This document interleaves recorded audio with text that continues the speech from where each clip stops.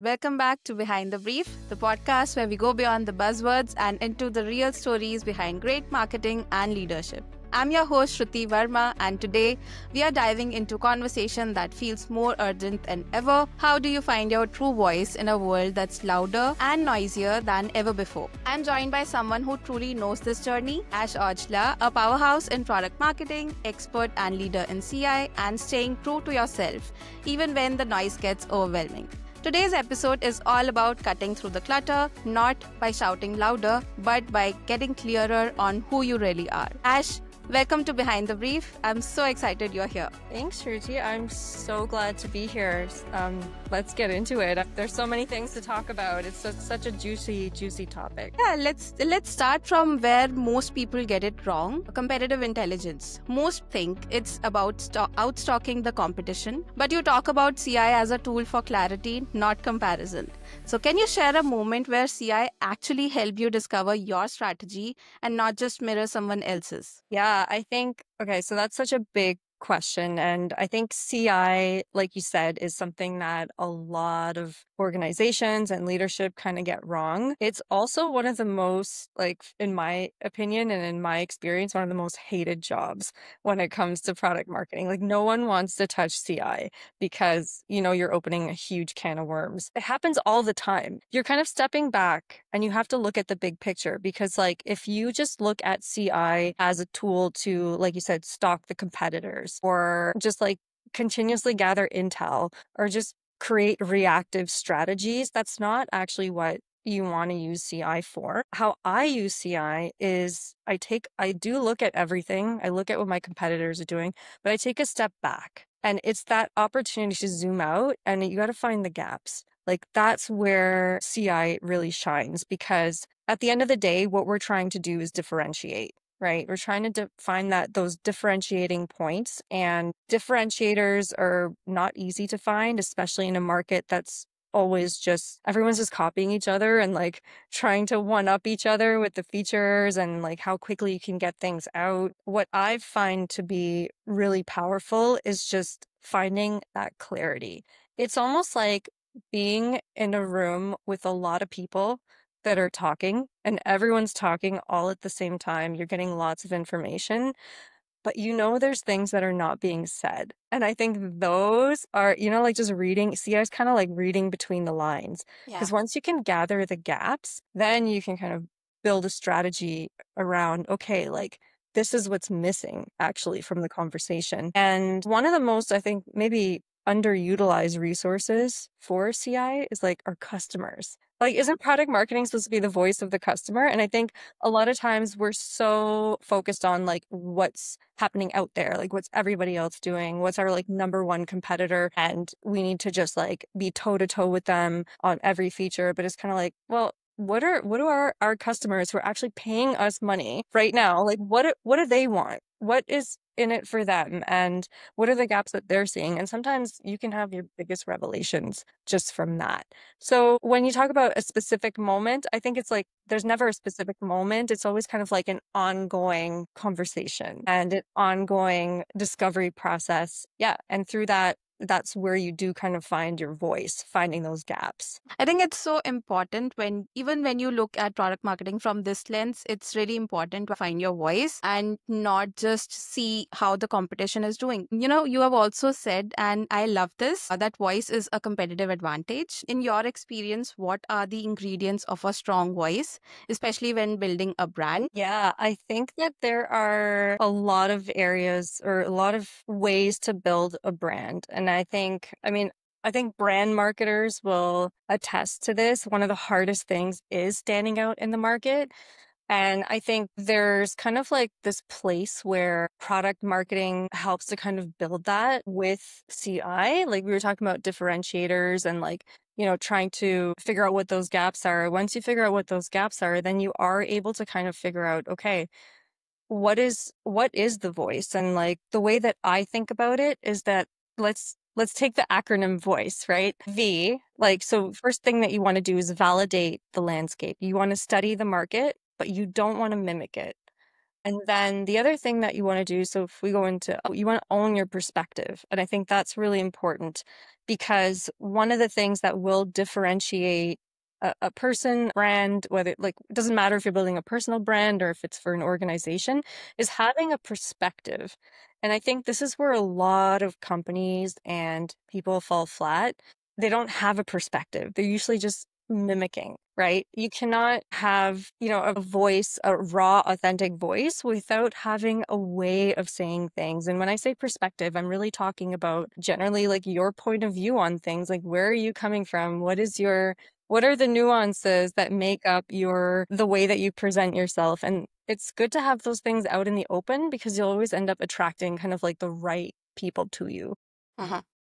And then the next thing you want to do is really interpret with intuition. I think we don't talk about intuition enough. And I think it's like a really important part of just like making decisions in general. And especially in business, like it's just not talked about enough. It just sounds woo woo to a lot of people, but your gut can tell you a lot if you know how to listen to it. And I think this is something that is really important when you are building a voice because you have to like you got to trust yourself. Like there's always like this inner knowing whether you are being authentic to yourself or not, right? Like, and it's a tool. It's not a weakness to be intuitive. I think it's something that maybe is like a secret superpower that people have that we don't really tap into.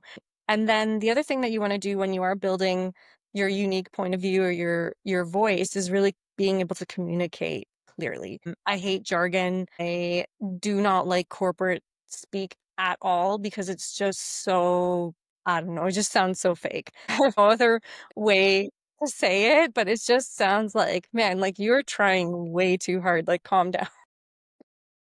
And I'm sure you've read like all sorts of, sometimes people do those comparison sort of posts where you'll see like, oh, like the corporate jargon versus like what the messaging should actually sound. Right. Yeah, And it's so it's funny. terrible, but I think we are getting better at it. So I think that's a good thing. And then, of course, once you build a voice, you want to express it. You want to be able to express yourself publicly, post it, pitch it, say it out loud. That's really how things get going and how you start attracting the right people and opportunities and leads to you because you're being authentic. And I think that speaks volumes.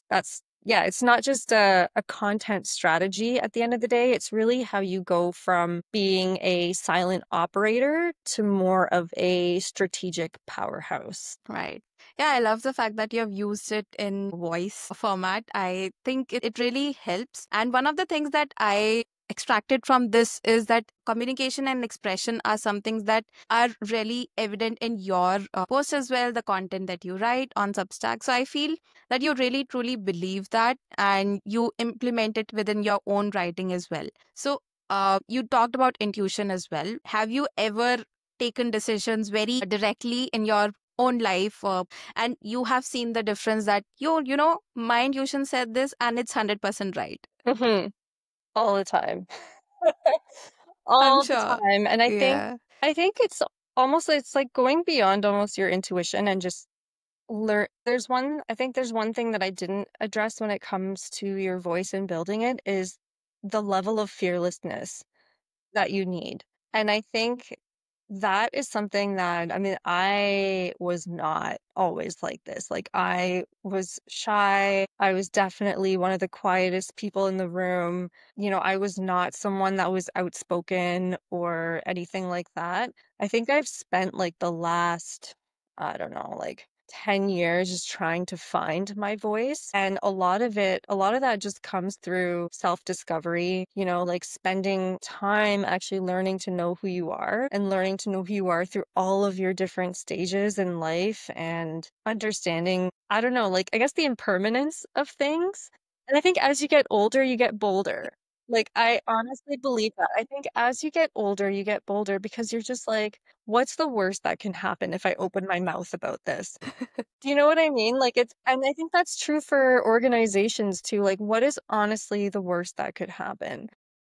Now, there are some boundaries here, especially in when we're talking about business, because there's a lot of things at stake. Like because you don't want to start proclaiming your political aspirations or start Yeah, screaming at out people there. about religion and things like that. But I think there's definitely opportunities for organizations and people to be a little bit more fearless and be a little bit more themselves. I think that is so important as part of the human experience in general, right? Like it just goes beyond just business. Like it is part of who we are, and businesses are made up of people. I mean, I can give you another example also. Like I feel like in terms of being older and bolder, like I think um there's so many things that I step up about now at work that I never would have done like 5 years ago.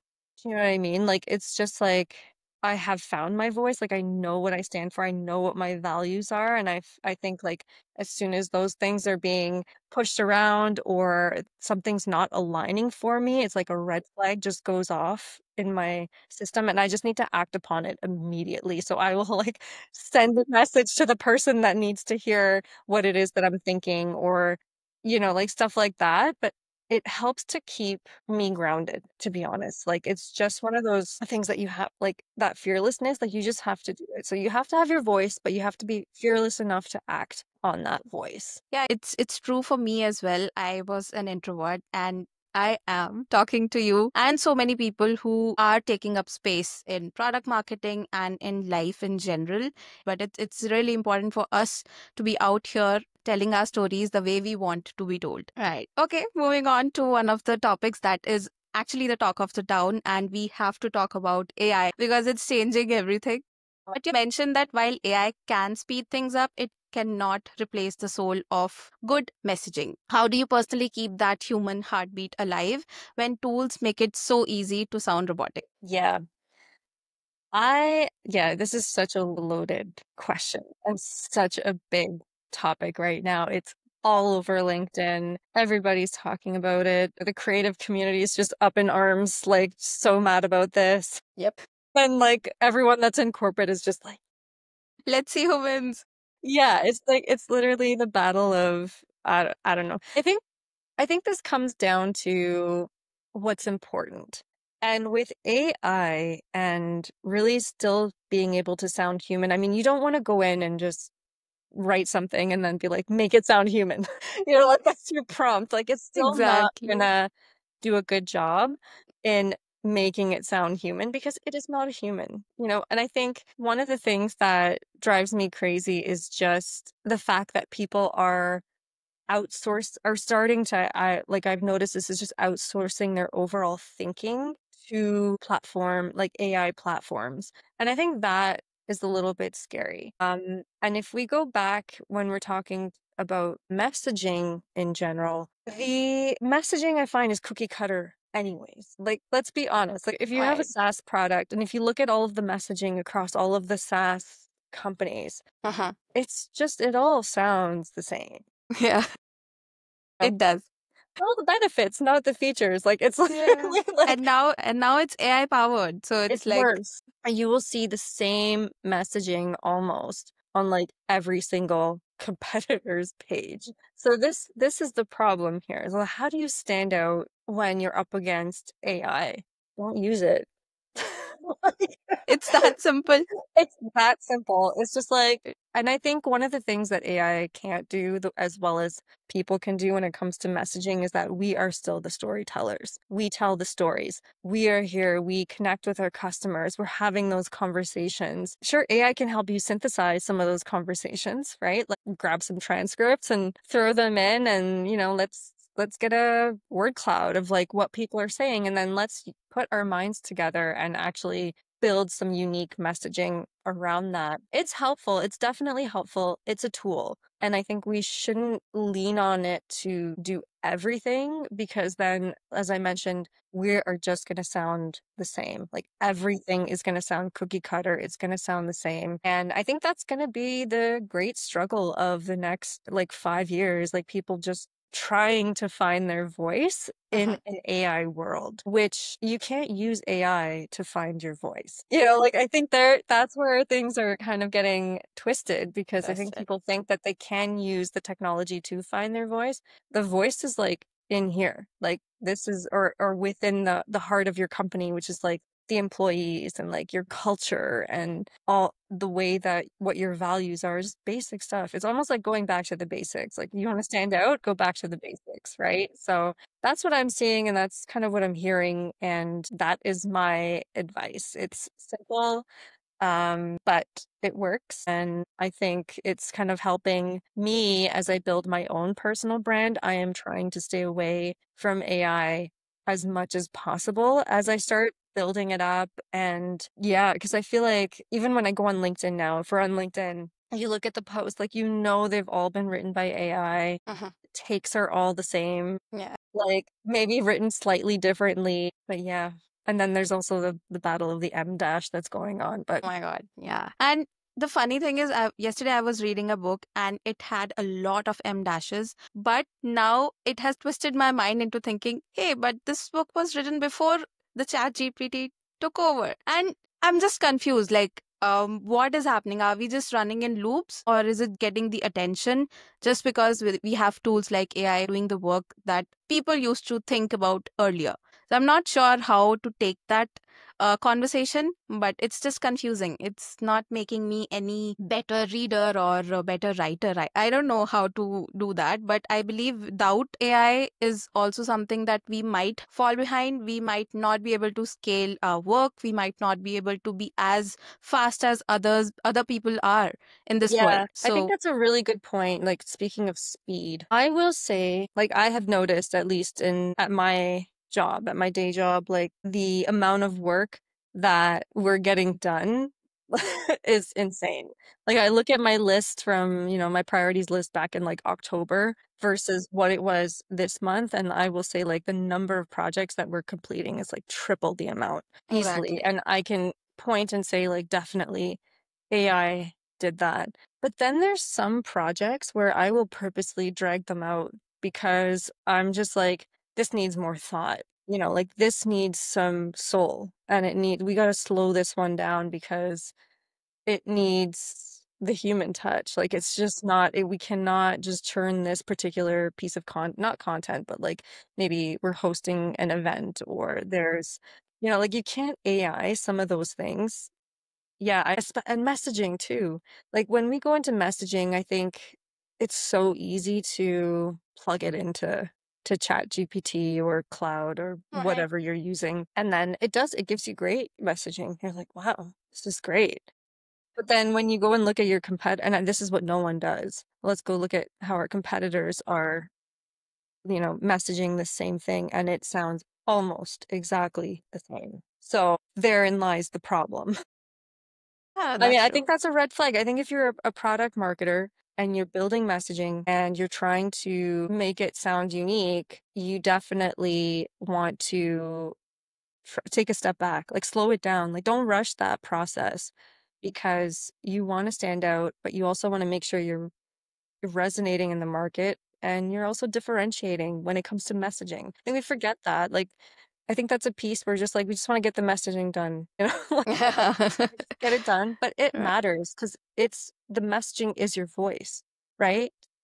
Yeah, that's what I would say on that. And on a personal level, I feel that with tools like these, it's just become very difficult to not keep thinking about so many things that you can do right now.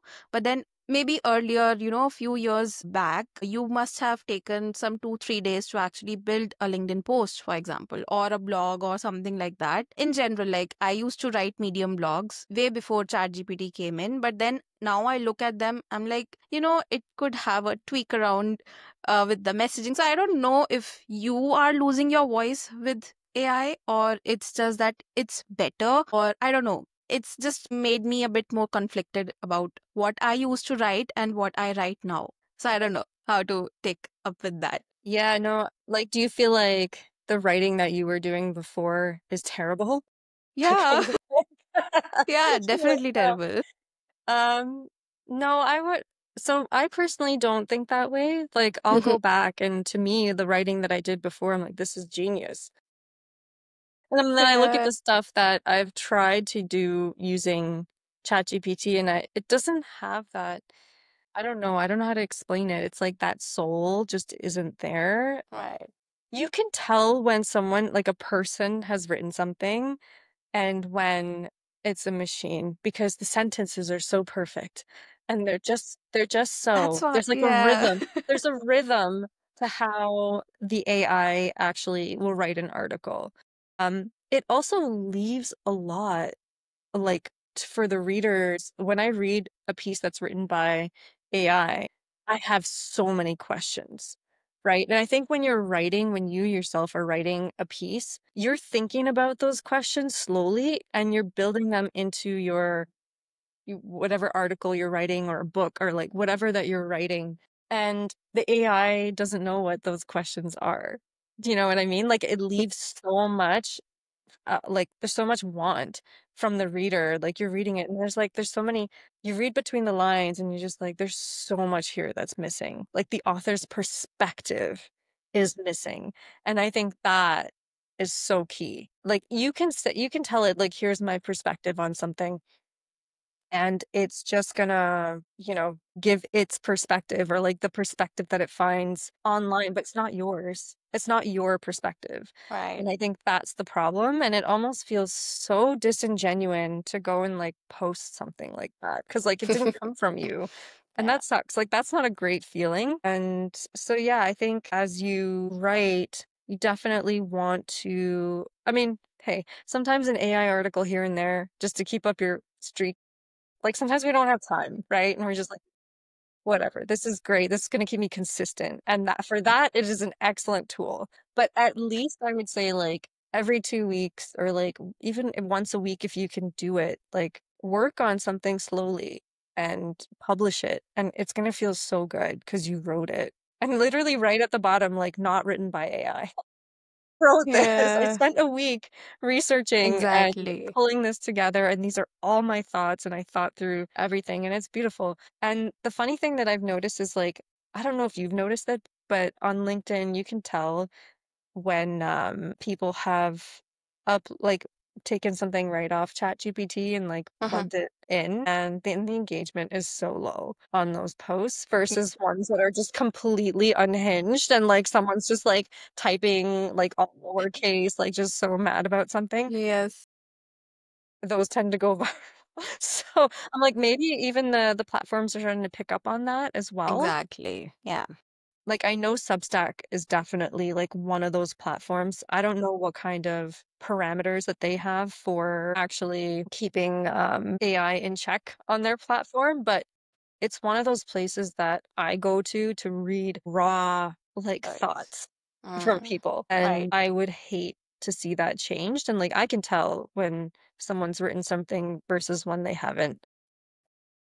And so, yeah, I hopefully that doesn't change. I love Substack, not promoting, but sort of promoting.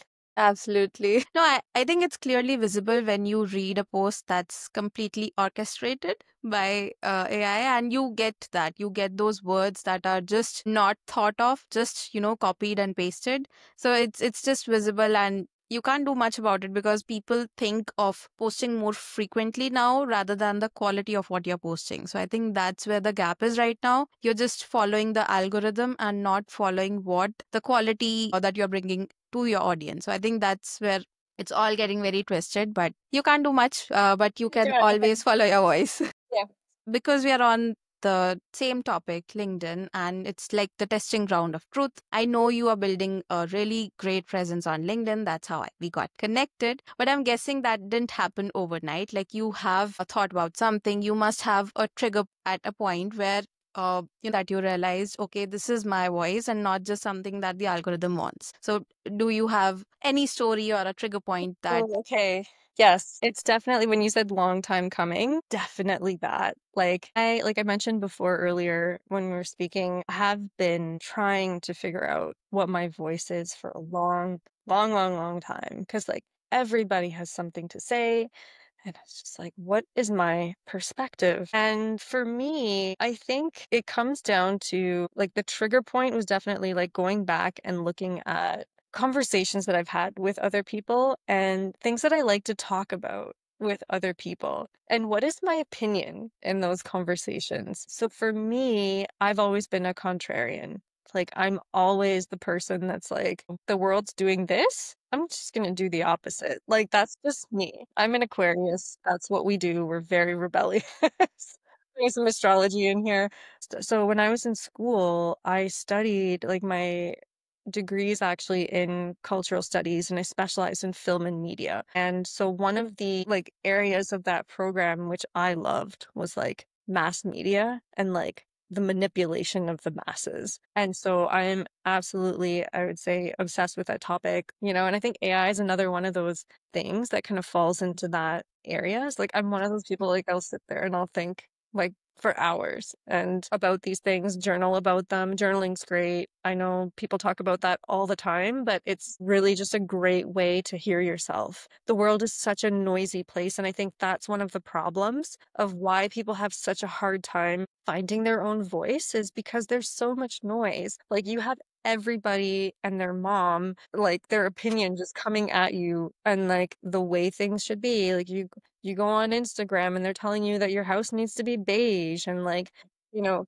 Kardashian says sky blue's in now, so like everyone's like Oh sky my blue. God, yeah. Like it's just almost like no one thinks for themselves anymore. And I think that is like one of the greatest tragedies of society. But that's something that I think about all the time. And so I was like, you know what? I think for me, like finding my voice, like I just need to like be myself and not be afraid. Like we were talking about fearlessness and just like go against the grain. Like don't worry about it. It's just, life is short. The best advice on your podcast. Best advice. Yeah. Life is short, guys. Life Just is short. do whatever you want. Be you. Yeah, so I think when you talk about like the moment that I found my voice, it's been a process. It has been a process. It's taken me years, and some people are really lucky. They're able to figure that out quickly. And the one thing that I want to say too is this is my voice right now. It could change. And my voice was different 5 years ago. It's different 6 months ago, right? Like we change all the time. Like we are constantly up leveling, most of us. you know, most of us are usually up leveling in ways that we're not even consciously aware of. And we're constantly changing. And I think that's such a beautiful thing. Like, and that's so true for companies too, right? Like you have to evolve. You cannot hold on to the same voice. Maybe for some people it might work depending on like the size of the organization and how old they are, like IBM, Yeah. True. like Legacy or systems. Apple, like, they have their voice and it's still relevant, but one day that might change, right? Like we don't know. And it changes because the customers change and their wants change and their desires change and the world changes and you have to also keep up with that. So I will say the tricky thing about finding your voice is that you're almost always finding it. Right? Like it's one of those things where you're okay, like I've got it. I've got it now. Like this is me. This is my stake in the ground. But you never know. You never know. Something could move you in a different direction. 5 years from now, maybe there's something else that you want to move into or a new part of yourself that you've discovered that you now want to express a little bit more. And you see that happening all the time. And I think it's healthy, honestly. Like I think one of the just going off on a major tangent right now. Let's talk about health for a second. City is actually one of those when you're not authentic, you're suppressing yourself, like your true being, your true potential. And I think when you are suppressing yourself and your potential, it has this weird thing of like causing health issues, right? Like it's very possible that, okay, I've been suppressing myself, I've been suppressing my wants, my needs, my voice has been suppressed, and now I'm sick, or I have an autoimmune disease, or like get that stuff out. Like honestly, like just be yourself. And I think we just grew up in a society where everything has just been so restricted. You must be a certain way, you must act a certain way, you must speak a certain way, you must say the right things. Like Yeah. this sounds so 1800s, but like honestly, this is today, it's still like that, right? There's still a lot of people that are afraid to speak up because of the potential consequences or maybe how someone's going to think about you or they might change their perception about who cares. Like honestly, it's not worth it. I'll tell you that. Exactly. And I feel that reminds me of we still had Jane Austen at 1800, I guess. We had people back then who had a voice, who were not afraid, who were courageous of what they stood by. So I believe beautiful examples like Jane Austen still remind us that whatever period or era you are in, you can still be who you are and still be able to do what you want to do and still be able to adapt it and follow what's going on in the world, but still I be you. mean, unless you're Socrates, then you're in trouble. Oh my God, then you are, of course. They're always, I mean, it depends, right? What you're screaming and shouting about. We're Mm. just talking about being authentic. And I totally agree with what you're saying. And I think like I love Jane Austen. Me too. Okay, we got too much that we were talking about Jane Austen, but I think let's come back a little to today. And I really wanted to understand, and I think there are a lot of PMMs who struggle with this. How do you really stay relevant without losing your originality? I know we have just talked about a lot of these things and topics, but how do you personally walk that tightrope? Like it's easier as a individual doing all of that, but when it comes to product marketing, when it comes to your career in PMM, how do you actually make that happen? How do you walk that tightrope? That's really, yeah, that's a really interesting question. So for me, I'll just talk about my experience in this realm. First of all, being a product marketer in this day and age, like you're blessed. You're so blessed. You're blessed with opportunities, like your skill set's absolutely incredible. And I think that when you are looking for maybe a job or like, you're trying to help yourself stand out, you definitely want to, as we talked about before, like understand who you are, but more than anything, get your story straight. Like, I think that as PMMs, like, we're supposed to be really good at storytelling, and we all have a story, and each of those stories and our paths and the way that we got to where we are today is unique. I would say like none of us had the exact same journey to get to where we are because even 5 years ago, like product marketing was not a big thing. It wasn't a role that was highly recognized. So I would say in order to stay original is to know your story, own your story and tell that story as much as you can. So I find when I was interviewing for jobs, that was what stuck with people and I would say, I was quite successful with my interviews because of my storytelling ability. Like, and I would tell the story about who I am, why I'm here. Then you're the product, right? Like you are your own product, and you have to PMM yourself. You got a product, market yourself. I think that's so important. I think a lot of us forget about that when we are going through that job process and like we are trying to navigate our careers. Like remember your story and like where you came from, what your aspirations and goals are, and just be able to talk to it. I mean, I think it's just like, and then finding a position as well. One of the things that I find that's helpful is PMMs have like a lot of different skill sets is to anchor into something that everyone needs, but maybe they don't have the expertise to do it. So for me, it's CI, right? Like that. So me just focusing on CI is a competitive advantage on its own, right? That's me stepping back, looking at the market, doing that gap analysis, like, okay, what does every product marketer hate doing? What can I deliver on CI? Sure, it's annoying, but I'll do it, True. right?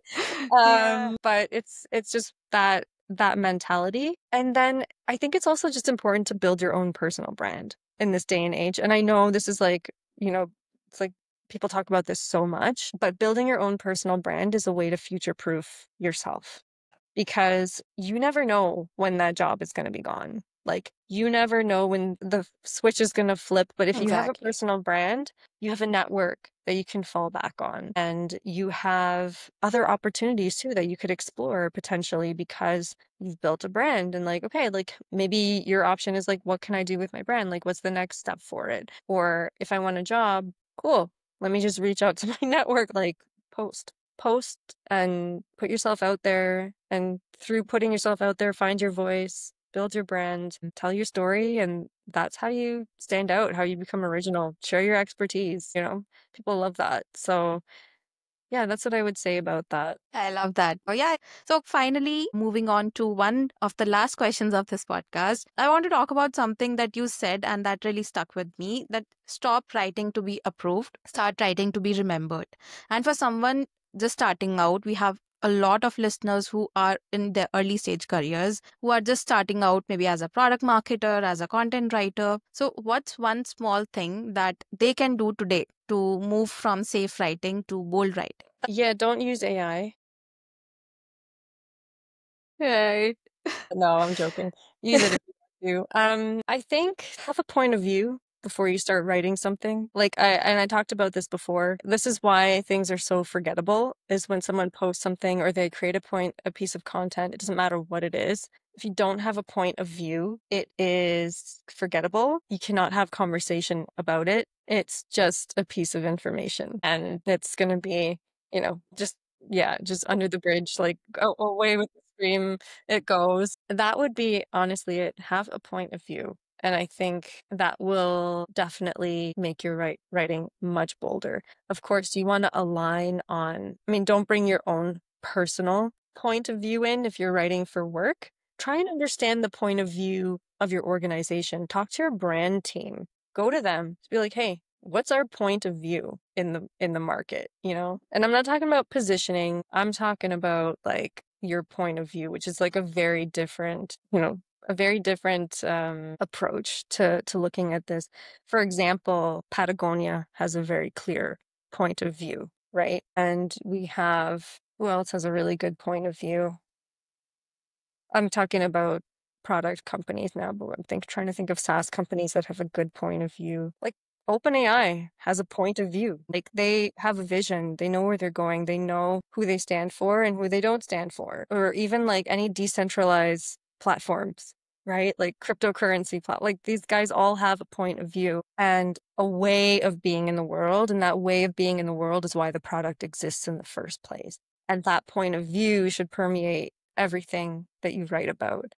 Absolutely. As Simon Sinek would say, it's your why, right? Like, and so for your personal brand, like my why is to, I'm here to just like make sure that people aren't falling asleep in this AI world. Like, and I know that like, I'm here to help people just like stay alert, like don't fall into the mindlessness of what AI could do to us because it is going to numb us. My biggest concern, and I've voiced this before, is but with children. I have two kids, two little guys, and so for me as a parent, I'm just like, what kind of world am I trying to prepare my kids for? And I think that is like driving me to do everything that I'm doing right now and like to work on all of the things that I'm doing because it's for the next generation. It's not for us to do all of that. Kids. Yeah, actually, I believe, and having a stronger why is something that will help you create a lot of things that will be helpful. And it's scary, like you don't know how the children in the future will be adapting to newer things. How will they be able to voice their own opinions? And it's scary, like you don't know where the world will go from this point onwards. So, but I believe you are doing the God's work here in the world of AI. And is there any way people can reach out to you, can help clear that fog off from them and from their minds? Like, I mean, I'm on LinkedIn. Just shoot me a DM, like add me. Right. I'm happy to connect with anyone that wants to chat more about this. Definitely have a lot of opinions about it. Most of them quite unfounded, quite unhinged. But I think it's just a really important conversation to be had. And I'm just hoping that more educators and, more people out there are starting to think about this and talk about it because we don't want to lose our agency as human beings. And I think that is the threat here that we might be up against. But then, of course, we don't know what's going to happen. Humans are more resilient and more adaptable than we give ourselves credit for sometimes. We're definitely, anything new that ever happens, we freak out about it. Like when they invented the printing press, everyone's like, oh no, now everyone's, we're going to lose our memory because everything's on paper. Right. So, Yeah. I feel like we're losing our memory now because, we Google search everything. Exactly. We probably don't even know our parents' phone numbers. Yeah, that's true. Things like that.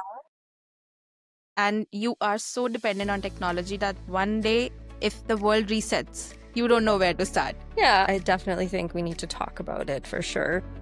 Yeah, we need to have conversations like this to keep the world sane enough. Yes. Ash, thank you so much. I had a great time talking to you about our experiences, our journey, and I'm feeling really grateful for the day that I actually DM'd you, and now we are here talking about things. And thank you so much. It was great to have this conversation.